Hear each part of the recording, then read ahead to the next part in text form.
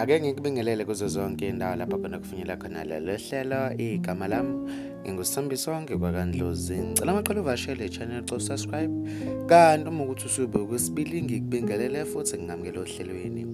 Wembukile zanamhlanje kube ukuthi sekuphuma umphefumulo oyedwa emva kwenhlekelele yengozi yenzeke ekhonini eAdwen Sales eShotland Road eBhele eThekwini esifundazweni saKwaZulu-Natal.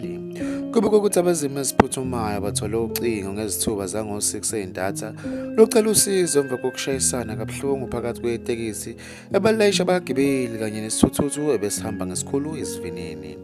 Wembukeli kube ukuthi abezimo esiphuthumayo babezele endaweni yesigameko bafika umshayeli wesithuthu esethule kanti bagcine banqobile ukuhlenga wonke abalimele bekade besetekisini.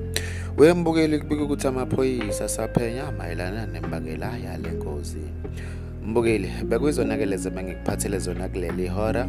Ngizocela ube kuvo lakho ku-comment section mayelana nalolu daba. Ngizokubona kwenye ividiyo elandelayo sengiphuma kanje. Usale kahle.